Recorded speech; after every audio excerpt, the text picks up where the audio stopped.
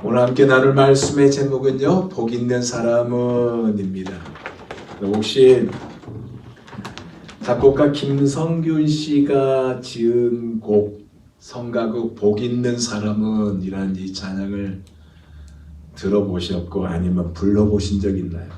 성가대운으로, 찬양대운으로 이 곡을 불러본 적이 있나요? 보통 주의자가 되면요, 이 곡을 꼭 하고 싶어 합니다. 참 곡을 잘 썼어요.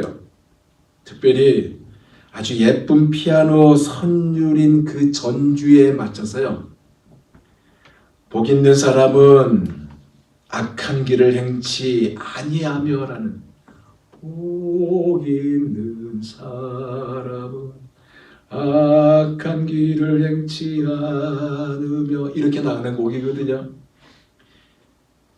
이 찬양을 듣다 보면, 또한 이 찬양을 부르다 보면 복 있는 사람이 누구인지를 알려주는 성가곡입니다. 특별히 이 곡의 절정, 즉 클라이맥스는 어디 부분이냐, 여호와께서 함께 하리라는 이 끝부분에 절정이 나타나 있습니다. 즉 무슨 얘기냐, 복 있는 사람은 당연히 하나님께서 함께 하시기에 두려움도 없고 담대히 주 앞에 나간다는 가사의 찬양입니다. 특별히 이 찬양은 가사가 우리의 마음을 움직이게 합니다.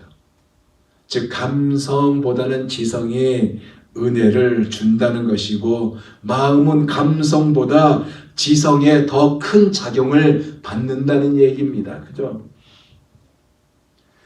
사람들이 이구동성으로 말하기를 마음은 작은 우주라고 얘기합니다. 왜냐하면 오묘하고 신비로우며 파악할 수 없는 것들로 가득 차 있어서 이런 것이 마음이기 때문에 그렇습니다. 오늘 본문에서 우리 주님은 심령이 가난한 자는 복이 있나니라고 마음의 첫 문을 여시면서 말씀의 포문을 시작했습니다. 이 말씀을 하셨던 당시 상황은요, 요한이 헤롯에게 잡혀옥에 갇혔을 때였습니다. 잡힌 이유가 무엇이냐? 헤롯이 그 동생의 아내 헤로디아에게 장가를 갔거든요. 이 장가 가는 일이 옳지 않다라는 책망을 듣기 싫어서 그 여인을 위해, 즉 헤로디아를 위해서 요한을 붙잡아 옥에 가두었던 그때입니다. 이 소식에 예수님은 갈릴리로 물러가셨다가 나사렛을 떠나 스불론과 납달리 지경 해변에 있는 이 가버나움에 오셔서 사셨습니다. 근데 이 사실은, 이 모든 것은 이사야서 9장 1절과 이사야서 42장 7절 말씀을 이루려 하심이었다고 성경은 기록하고 있습니다. 이때부터 비로소 예수님은 회개하라 천국이 가까웠느니라는 천국 복음을 전하였고, 갈릴리 해변에서요 베드로와 그의 형제 안드레 그리고 세베대 아들 야고보와 그의 형제 요한을 불러 제자를 삼았습니다. 그리고 온 갈릴리에 두루 다니면서 회당에서 말씀을 가르쳤고요, 천국 복음을 전파하셨으며 백성 중에 모든 병과 모든 악한 것을 고쳤습니다. 그러니까 예수님의 소문이 쫙 퍼졌어요. 온 수리아에 퍼졌다고 기록하고 있습니다. 많은 사람들, 특히 각종 병에 걸려서 고통당한 자들이 찾아왔고요, 귀신 들린 자들을 데리고 왔고요, 간질한 자들을 데려왔고요, 중풍병자들이 찾아와 고침을 받았습니다. 이들이 온 곳을 성경은 뭐라고 합니까? 갈릴리와 데가볼리와 예루살렘과 유대와 요단강 건너편에서 왔다고 기록하고 있습니다. 이 무리를 보시고 산에 올라가 앉아 이들에게 입을 열어 가르친 말씀이 오늘 우리가 읽은 본문입니다. 산상수훈이에요. 우리가 수없이 들었던 말씀이 오늘 본문입니다. 한 절만 가지고도요, 한편의 설교가 나올 수 있는 부분이에요. 그렇지만 전체를 다루면서 짧게 우리가 짚고 넘어가면서 하나님의 은혜를 받고자 합니다. 총 8개의 말씀을 하셨어요. 첫째로 3절에 보니까 주님이 심령이 가난한 자는 복이 있나니 천국이 그들의 것이며 라고 말씀을 하셨어요. 심령이 가난하다는 그 의미가 뭘까요? 헬라어로요 푸토코스라는 단어인데 이 의미는 극빈 자, 산산이 부서진 자라는 의미입니다. 그러니까 마음과 영혼이 산산이 부서진 겁니다. 자기가 할 수 있는 것은 아무것도 없다는 것을 인정하는 상태를 말하고 있어요.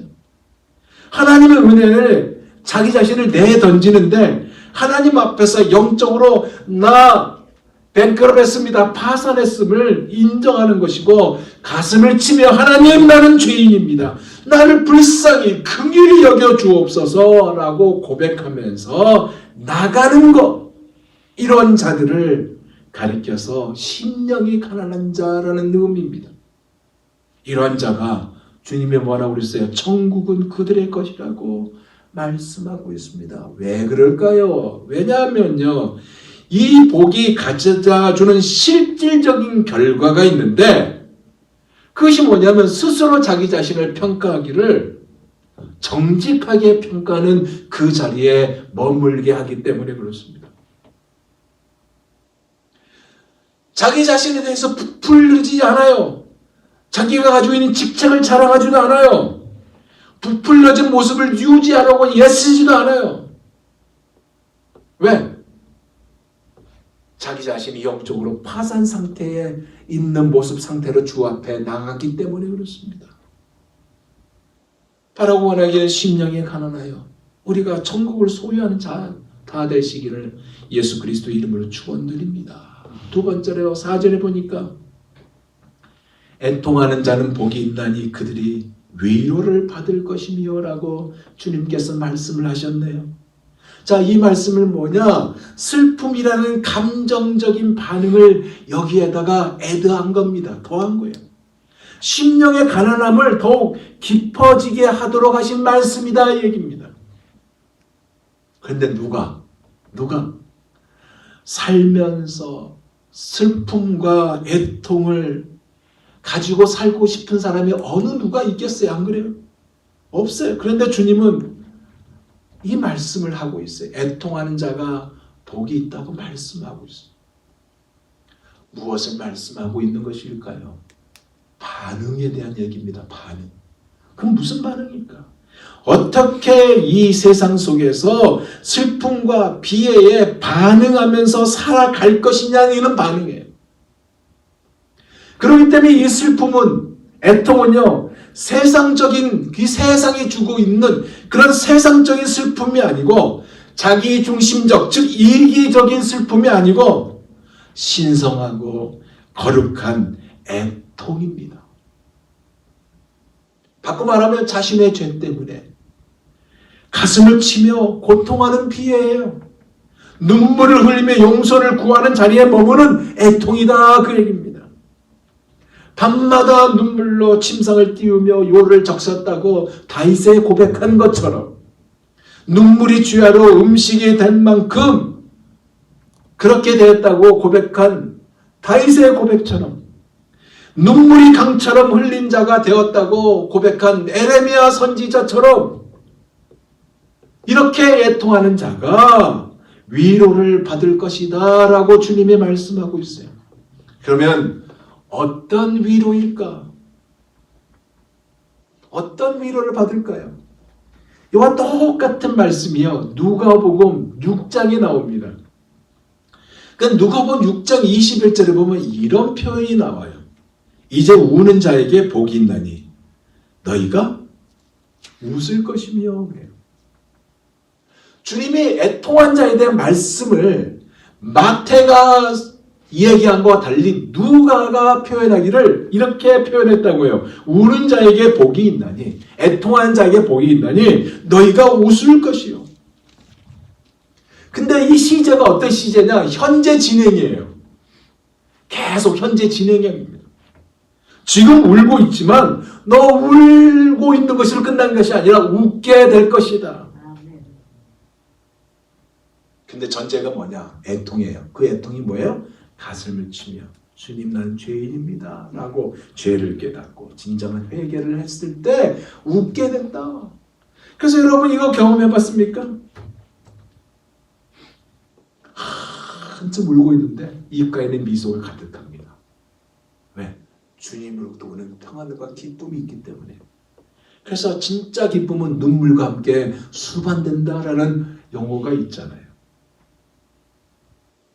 세 번째는 5절에 보니까 온유한 자는 복이 있나니 그들이 땅을 기업으로 받을 것이며 그랬습니다. 온유한 자라는 의미가 뭐냐면 약함, 길들여짐, 용기 없음 이게 아니에요. 통제하에 있는 힘을 말합니다. 자, 온유가 뭘까? 여러분, 배를 여러분 상상하면 됩니다. 배에 여러분 그 고기잡이 배들 보면 배 옆에 타이어를 붙여놨어요. 그거 보셨는지 모르겠어요. 타이어가 왜 그 앞모서리나 뒷모서리 같은 옆에 왜 타이어가 있는지 아십니까? 파도가 치잖아요. 파도가 조그맣게 치면 상관이 없는데 파도가 세게 치면 이 배가요 옆에 있는 난관과 부딪혀서 부서집니다. 배가. 근데 타이어가 있으면 이게 부딪히더라도 타이어에 의해서 그 힘이 타이어로 딱 빨려 들어가요. 그래서 망가지지 않습니다. 배가. 온유가 그런 의미입니다. 수용하는 거예요. 받아들인 거예요. 통제하에 있는 힘이 바로 온유예요.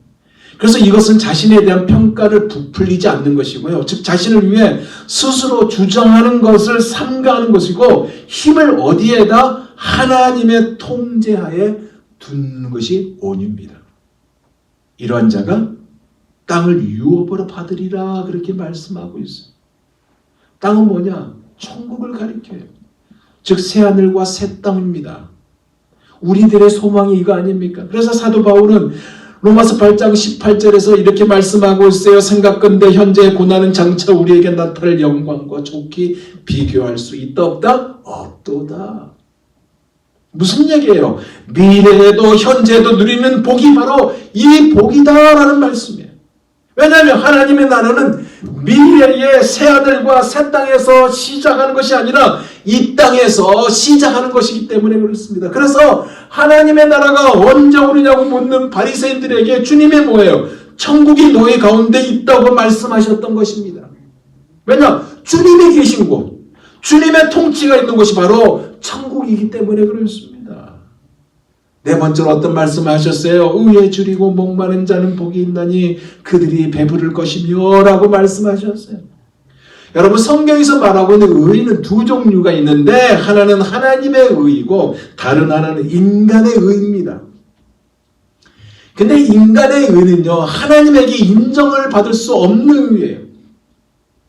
예를 들면 예수님 당시에 바리새인들이요 나름대로 율법을 열심히 지켰습니다. 열심히 지키려고 애썼어요. 그런데 칭찬이 아니라 책망했습니다. 어떤 책망이에요? 회칠한 무덤 같다고 책망했고요. 겉으로는 아름답게 보이지만 그 안에는 죽은 사람의 뼈와 더러운 것으로 가득했다라고 책망을 받았습니다. 그것도 혹독한 책망이었어요. 즉 하나님 앞에서 인정받지 못한 의라는 얘기입니다. 반면에 하나님의 의는 뭐냐? 믿음으로 말미암아 얻은 칭입니다. 칭. 그래서 로마서 3장 21절에서 22절에 이렇게 말씀하고 있잖아요. 들어보세요. 이제는 율법 외에 하나님의 한 의가 나타났으니 율법과 선지자들에게 증거를 받은 것이라 곧 예수 그리스도를 믿음으로 말미암아 모든 믿는 자에게 미치는 하나님의 의니 차별이 없느니라. 즉 예수 그리스도를 믿음으로 말미암아 얻게 되는 의, 이것이 바로 하나님의 의입니다. 이 의를 소유한 자는 뭐라고 그랬어요? 배부를 것이며 그랬어요. 왜 배부를까요? 지금 무엇에 줄이고 목마른 것에 대해서 말씀하고 있는 거 아닙니까? 근데 이 의를 소유한 자는 배부른다고 그랬어요. 왜 그럴까요? 예수님에 대한 의로, 예수님으로 말미암아 풍성하기 때문에 배부르다 얘기입니다. 여러분, 굶어 죽은 사람이, 굶어 죽어가고 있는 사람이 찾고 있는 것이 뭐예요? 음식이잖아요. 음식을 원하고 목말라 죽어가는 사람이 물을 원하듯이 시편 42편 1절의 말씀처럼 하나님이여 사슴이 시냇물 찾기에 갈급한 같이 내 영혼이 주를 찾기에 갈급하나이다. 이러한 상황이 되기 때문에 배부를 것이며 옵니다. 그 배부름, 이 배부름에 대한 답을요, 고린도전서 2장 9절에 이렇게 말씀하고 있습니다. 기록된 바 하나님의 자기를 사랑하는 자들을 위하여 예비하신 모든 것은 눈으로 보지 못하고 귀로도 듣지 못하고 사람의 마음으로도 생각하지 못하였다 함과 같으니라. 눈에 보이지 않지만 예수님을 인하여 풍성한 은혜로요 배가 부르다는 겁니다. 영적으로 배가 불러요. 다섯 번째는 무슨 얘기했습니까? 긍휼히 여긴 자는 복이 있나니 그들이 긍휼히 여김을 받을 것이며 라고 했어요. 긍휼, 헬라어로 엘레몬이라는 건데 이거는 merciful입니다. 자비예요. 상대방의 처지에서 생각하고 느끼는 것을 말하고 있습니다. 연민과 의지를 발동해서 실제로 자비를 베푸는 것을 말하고 있어요. 주님이 이 말씀을 하신 핵심이 뭔지 아세요? 우리가 긍휼히 여기는 자가 되어야 한다는 것이 핵심입니다. 왜냐? 주님의 명령이기 때문에 그렇습니다. 출애굽기 22장 21절에요. 이 말씀을 하고 있어요. 너는 이방 나그네를 압제하지 말며 그들을 학대하지 말라. 너희도 애굽 땅에서 나그네였음이니라. 바꿔 말하면 이 말입니다. 너희 애굽 땅에서 고생해봐서 알지 않니? 너희들 너무나 힘든 거 알지 않니? 이방인이 얼마나 힘든 거 너희들 알지 않니? 예를 들면 이 미국 땅에서 이민자의 삶 얼마나 고달프니 너희 알지 않니? 그러니 긍휼을 베풀어라 그 얘기입니다. 긍휼 이야기하면 마태복음 18장 얘기가 나오죠. 어떤 임금이 등장해요. 예수님의 말씀하시죠. 하루는 그 임금이 자기 종들을 불러 결산을 본다고 합니다. 그때 1만 달란트 빚진 자가 끌려 나왔죠. 임금이 그에게 말합니다. 내 이 몸과 내 처자와 너에게 있는 것을 다 팔아서 빚을 갚아라 라고 호되게 결정하니까 그 종이 엎드려서 살려달라고 긍휼히 여겨달라고 애걸 복고 하지 않습니까? 임금이 그걸 보고 가엾어서요. 그 빚을 다 탕감해 줍니다. 이 빚을 탕감받은 이 종이 얼마나 즐겁겠어요. 뭐 룰루랄라 뭐 휘파람 불고 찬양하면서 집으로 향하고 갑니다. 근데 돌아가다가 자기에게 100데나리온 빚진 동료를 만났던 거 아닙니까? 1만 달란트에 비하면 푼돈이에요. 이 돈은 아주 작은 금액 아닙니까? 근데 달려들어서 멱살을 잡고 흔들면서 내 빚 갚아 내 빚 갚아 하면서 호통을 쳐요. 그 동료가 사정합니다. 엎드려서 꼭 갚겠어. 갚을 테니까 조금만 참아주게 라고 애원을 하지만 그 말 듣지 않았어요. 빚진 돈을 다 갚을 때까지 감옥에 가두어 버렸던 거 아닙니까? 다른 종들이요 이 광경을 보고 분개해서 임금에게 낱낱이 일러 바쳤다. 그래서 임금이 그 종을 불러서 악한 종아 내가 애걸하기에 나는 그 많은 빚을 탕감해 주었거늘 내가 너를 불쌍히 여김같이 너도 내 동료를 불쌍히 여김에 마땅치 아니하냐라고 하면서 그 종이 빚을 다 갚을 때까지 옥에 가두었다는 말씀이 마태복음 18장에 나오죠. 그죠? 그러면서 주님이 하신 말씀이 뭐예요? 너희가 진심으로 형제들을 서로 용서하지 않으면 하늘에 계신 내 아버지께서도 너희에게 이와 같이 하시리라 말씀을 하셨던 것을 여러분 그 장에서 볼 수 있습니다. 무슨 얘기예요? 하나님께서 도무지 갚을 수 없는 엄청난 빚을 져서 영원히 지옥에 떨어질 수밖에 없는 우리를 하나님께서 불쌍히 여기셔서 독생자 예수 그리스도의 희생을 통해서 우리를 용서해 주셨다는 것, 예수 그리스도를 믿음으로 말미암아 값없이 죄사함을 받았고 천국의 백성이 되도록 하셨다는 것, 처음부터 끝까지 하나님의 은혜이고 이렇게 궁유를 받았기에 이 긍휼과 자비함을 받은, 이 머시풀을 받은 우리가 다른 사람들에게 베풀고 살기를 원한다는 말씀이에요. 이렇게 하는 자가 주님이 뭐라고 해요? 긍휼히 여김을 받는다 라고 말씀을 했던 것입니다. 여섯 번째는요, 마음이 청결한 자는 복이 있나니 그들이 하나님을 볼 것이며 라고 말씀하고 있어요. 청결한, 카타로스라는 헬라어 단어인데 이것은 깨끗한, 순수한 그런 의미예요. 더러운 옷인데 깨끗하게 빨았을 때나, 또 여러분 그 키즈를 해봤습니까? 그 곡식을 담아서 쫙 하잖아요. 키즈를 제거함으로 알곡을 얻게 됐을 때를 말한 단어예요. 이 단어가. 근데 이 핵심은 하나님을 경외한 자를 가리켜서 이 청결하는 단어를 씁니다. 하나님을 경외한 자는 회개에 힘쓰는 자입니다. 하나님의 말씀에 순종하는 자입니다. 이런 자가 뭘 한다고요? 하나님을 본대요. 하나님을 본다는 건 뭡니까? 눈을 확 열어서 하나님 여기 계세요. 그게 아니에요. 그럼 하나님을 본다는 게 뭘까요? 하나님과 소통하는 겁니다. 대화하는 거예요. 기도로 대화하고. 기도했더니 응답하셔서 하나님 땡큐 감사합니다. 하나님을 찬양해요. 또 기도 제목에서 또 기도합니다. 또 응답해서 하나님 감사합니다. 하나님 말씀을 읽었더니 하나님 이렇게 하래요. 그러면 또 이렇게 순종하는 겁니다. 이게 하나님을 본다는 의미예요. 하나님과 소통이 이루어지는 것을 가리켜서 하나님을 본다는 의미예요. 마치 고린도전서 13장 12절 말씀처럼 우리가 이제는 거울로 보는 것 같이 희미하나 그때는 얼굴과 얼굴을 대하여 볼 것이요. 하나님 앞에 섰을 때 저 천국에서 예수님 얼굴과 얼굴을 마주 보는 것처럼 대하여 볼 것이요. 이제는 내가 부분적으로 하나 그때는 주께서 나를 아신 것 같이 내가 온전히 알리라. 이렇게 되는 겁니다. 이런 자가 가진 특징이 뭔지 아세요? 담대하게 하나님 보좌 앞에 나아갑니다.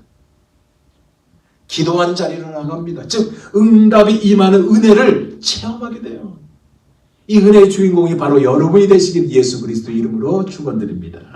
일곱 번째 뭐라고 그랬냐면 화평케 하는 자는 복이 있나니 그들이 하나님의 아들이라 일컬음을 받을 것이며 했습니다. 화평, 샬롬, 피스메이커예요. 하나님과 불화한 상태에서 나오지 않는 겁니다. 화평을 주관하신 이로 화평하게 하는 자, 이 자를 말하는 거예요. 이사야서 45장 7절에요. 나는 빛도 짓고 어둠도 창조하며 나는 평안도 짓고 환난도 창조하나니 나는 여호와라 이 모든 일을 행하는 자니라 하였노라. 이것이 정답이에요. 그런데 이 화평은 놀라운 비밀이 숨겨졌습니다. 그것이 뭐냐? 하나님께서 먼저 화평에 손을 내밀었다는 겁니다. 하나님께서 먼저 우리의 화목을 위해서 죽을 수밖에 없는 우리를 살리려고 독생자 예수 그리스도를 보내셨어요. 화목하게 하는 일을 하셨어요. 그래서 요한일서 4장 9절에서 10절에 이렇게 말씀하고 있잖아요. 하나님의 사랑이 우리에게 이같이 나타난 바 되었으니 하나님이 자기의 독생자를 세상에 보내심은 저로 말미암아 우리를 살리려 하심이라. 사랑은 여기 있으니 우리가 하나님을 사랑한 것이 아니요 오직 하나님이 우리를 사랑하사 우리 죄를 위하여 화목제로 그 아들을 보내셨습니다. 그러기에 사랑하는 여러분, 예수 그리스도 독생자 우리 주님을 믿는 것은 하나님과 화목을 이루는 것입니다. 하면 이 화평케 하는 자가 받을 복이요 하나님의 아들을 일컬음을 받는다라고 하고 있어요. 무슨 얘기일까요? 우리를 하나님의 아들로 인정해 준다 그 얘기예요. 어떻게 했을 때? 화평케 하는 직분을 잘 감당했을 때. 어떻게 했을 때? 주께로 돌아오게 하는 일들을 감당했을 때, 아직 주를 모르는 자에게 복음을 전함으로 그들이 예수 그리스도를 나의 구주로 영접하게 하는 이 일을 감당케 했을 때 우리를 하나님의 아들로 인정하게 하신다. 그 얘기입니다. 마지막 8번째 뭐냐? 의를 위하여 박해를 받는 자는 복이 있나니 천국이 그들의 것이며 라고 하였어요. 마음의 평안을 누리고 경제적으로 여유를 누리고 존경을 받으면서 사는 것이 세상 사람들이 말하는, 또 우리가 생각하는 복된 삶인데, 주님은 지금 패러독스의 말을 하고 있어요. 역설적인 말을 하고 있어요. 핍박과 고난당함이 복 있는 삶이다 라고 말씀하고 있네요. 사람이 당하는 고난에는 자신이 잘못을 했기 때문에 그거로서 일어나는 결과로서 받는 고난도 있고요. 자신이 실수해서 받는 고난도 있고요. 의로움의 행위로 인해서 고난이 있어요. 그렇지만 주님이 오늘 본문에서 말씀하고 있는 것은 이 3번째 말씀이에요. 의로운 행위로 인한 그 고난을 말하고 있는 거거든요. 무슨 얘기예요? 예수 믿는 것 때문에, 그리스도인이라는 그 이유 때문에 받는 핍박이고, 예수 그리스도 때문에 받는 핍박인데, 주님이 요구한 건 뭐예요? 기뻐하라요. 기뻐하라. 기뻐해야 한다는 것입니다. 그 이유가 뭐냐? 그것으로 인해서 내가 그리스도께 속한 사람이다라는 증거가 되기 때문에 그렇다는 거예요. 그렇기 때문에 사도들도 핍박에 대해서 기뻐했습니다. 왜요? 그 이유가 뭐냐? 예수 이름을 위하여 능력받는 일에 합당한 자로 여기심을 받았기 때문에 그렇습니다. 예수님께 속한 사람들은 이 사실을 공개적으로 나타난 결과이기 때문에 그랬다는 거예요. 근데 이것은 결국 예수님의 고난에 참여하는 거예요. 그래서 이 복을 주님이 이렇게 말씀하고 있잖아요. 나를 인하여 너희를 욕하고 핍박하고 거짓으로 너희를 거스려 모든 악한 말을 할 때에는 너희에게 복이 있나니 기뻐하고 즐거워하라. 하늘에서 너희의 상이 큼이라 라고 하셨어요. 무슨 얘기냐? 그 이유가 뭐냐? 이 땅에서 주님을 위해서 핍박을 받는 것은 장차 천국에서 받을 상을 준비하는 것이기에 그렇다는 말씀이에요. 그러기에 원하기는 우리가 표대를 향하여 그리스도 예수 안에서 하나님을 위해서 부르신 부름의 상을 위하여 쫓아가는 우리 모두가 되기를 원합니다. 이제 말씀을 마치고자 합니다. 결론은 뭐냐? 결론은 우리가 예수님처럼 되는 겁니다. 여러분, 누가 복 있는 사람일까요? 복은요, 소유보다는 심령이 가난한 자가 복이 있다고 그랬습니다. 누가 복 있는 자일까요? 애통하는 데 있는 그 자리에 머문 자가 복 있는 자입니다. 누가 복 있는 자일까요? 온유한 데 있는 거예요. 누가 복 있는 자일까요? 의에 줄이고 목말라 하는 데 있고요. 긍휼히 여기는 데 있고요. 그래서 청결한 마음을 가진 자가 되고요. 화평케 하는 데 있는 것이며 의를 위하여 핍박받는 데 있는 것입니다. 주님 오늘 우리에게 이 말씀을 하셨어요. 나를 위하여 핍박을 받는 자가 복이 있다라고 하셨습니다. 12절과 12절 다시 보면 나를 인하여 너희를 욕하고 핍박하고 거짓으로 너희를 거슬려 모든 악한 말을 할 때에는 너희에게 복이 있나니 기뻐하고 즐거워하라. 하늘에서 너희의 상이 큼이라. 너희 전에 있던 선지자들을 이같이 핍박하였느니라 라고 하셨습니다. 이것은 결국은요, 약속된 축복입니다. 이 약속된 축복이 뭐예요? 천국이 저희의 것이고 하늘의 큰 상이 기다리고 있는 것이고 이 세상의 그 어느 상보다 이 축복과 비교되지 않는 상이니 즐거워한다는 결론으로 도달하고 있는 것입니다. 즐거워한다는 것이 무엇일까요? 좋아서 펄쩍펄쩍 뛴다는 의미입니다. 왜요?